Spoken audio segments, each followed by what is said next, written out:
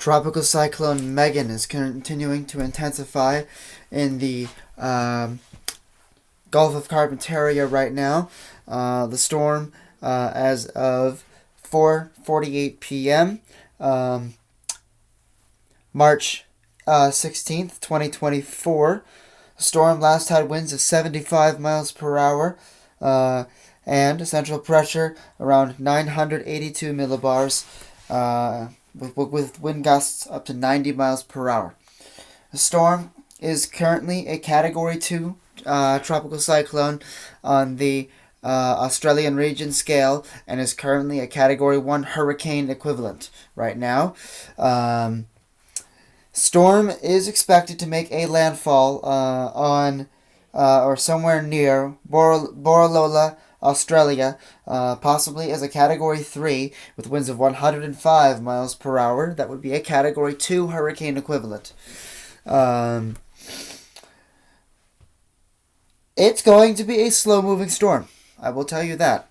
Very likely, the storm will only probably be moving at 5 or 6 miles per hour as it crosses through the area, which will increase the threat for not only the longer persistence of those destructive 100 plus mile per hour winds, but the threat for excessive rainfall, which I would not be surprised if some of it gets up toward 25 or 30 inches in some areas. That's definitely possible, especially with slow-moving storms like this.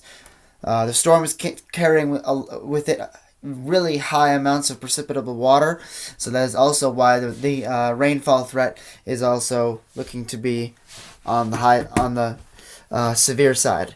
I'm gonna get a look. Get a look here, show you just how high those cloud tops are right now. As the storm is not currently presenting a developed eye wall structure yet. Nor is there any sign of an eye wall structure.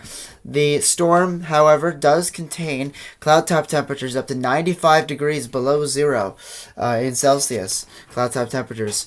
And that is indications that this is a very, very powerful storm already. And that this storm is going to pack a huge punch into the southern coast of the Gulf of Carpentaria in Australia. So, I have not yet moved my model to Australia, so excuse me, I haven't done one of these computer updates in a long time. As you quite clearly saw, the storm will still be well defined as it moves inland. As you can see here, the GFS model forecasting that we will likely see a very intense landfall, possibly around 966 millibars. That would be winds possibly near 115 miles per hour. That could be possible. The general average 966 for a situation like this may contain winds of 115 miles per hour, and that would mean for Australia a Category 4 landfall. That would be a Category 3 hurricane equivalent, but we do not need to address the hurricane equivalent part of it, as this is not the Atlantic or the Eastern Pacific Ocean. However, this storm, whether it be a Category 3 or a Category 4, will deliver a huge punch. We thought that Australia was going to get it very light this season, but with this storm coming through, it doesn't look like that's going to be the case. So as you can see, after the landfall occurs, the storm remains quite potent, bringing very heavy rain as it moves inland slowly, and then it will start to move toward the east as the remnants of the system, the west, my bad, as the remnants of the system continue to bring rainfall to portions of Western Australia. And then the storm's remnants will just completely, just disappear off toward the west coast. And that will be the end of Cyclone Megan. So let's get a look at just where exactly the highest amounts of rainfall, will be. Total accumulated precipitation. So this is in millimeters. So sorry, I can't display inches on this, but give you an approximation. So coming through with the storm system here, as you can quite clearly see, the forecast of 400 to 500 millimeters is what is currently being shown by the models. So that would potentially be between somewhere around maybe 15 or 20 inches of rain. So not as high as I originally thought, but again, the forecast model here only goes up to 500 millimeters, which means in the areas that are showing these deep yellows, areas that are showing those brightest colors may be areas that will see more than 500 millimeters of rain, and that could translate to 750 or so, which might be a little bit closer to what could occur in terms of the projected rainfall. Again, it only goes up to 500 millimeters, so 500 millimeters plus in a few areas or so. So we're going to really keep a very close eye on the storm, as this is going to be a very catastrophic event for Australia. Landfall time will likely be in the early morning hours of Monday the 18th. That is United States time, of course, because I am doing this update from the United States of America. If you're in Australia, I don't exactly know what time that would be at, but feel free to translate that to yours, because I don't know how to do that. I don't know how many hours away, hours ahead or behind Australia is. So, yeah. So, moving on.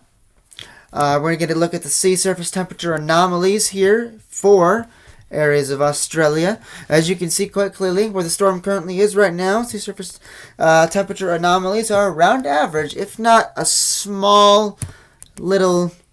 Make sure this is updated. Okay, there we go. Right now are pretty much around average, maybe a tad bit above average.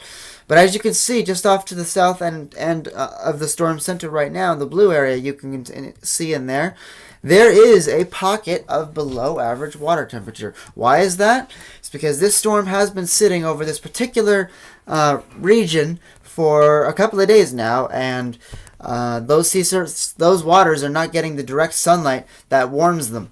There's a lot of cloud cover. There's a lot of rain. There's a lot of thunderstorm activity over this area right now. So those water temperatures are beginning to see very slow decline. This happens all the time when you got storms that are just lingering over the same spot. So that could potentially bring us some hope of a weaker storm before landfall. So let's be on the optimistic side and say that the storm weakens a little bit before landfall. We would be able to see a bit of a weaker storm when the center reaches land. Unfortunately, that won't really change that much for this situation when it comes to rainfall potential, but it could maybe lessen the wind threat if that weakening before landfall does indeed occur. I would not discount that possibility. But considering the storm is already gaining such a rapid intensification, the storm will already probably be very strong by the time it reaches the coastline. I don't know how much a weakening before landfall will do in terms of improving the situation slightly. It'll probably only be slightly improved, as I just said. Now, toward where things currently are with those sea surface temperatures. So we're gonna click this so we can get a better zoom.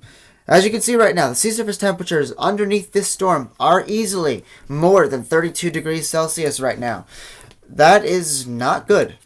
Even where the water temperatures anomalies are showing above average, sea surface temperatures are 32, maybe even 33 in a few spots, and that is bad. That is really, really bad. So this storm has all the ingredients it needs. I have observed as well that wind shear has not been much of a problem for the storm either. Of course, I don't have that currently on my display right now, but I will have that. I will begin to show those on the display for future updates.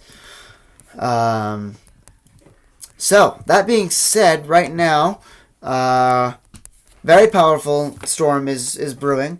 Quite clearly, as you can see here on the RGB, water vapor, high amounts of moisture. That's going to bring buckets down onto the coastline of Australia there. So we're going to have to keep a really, really close eye on the storm. Is it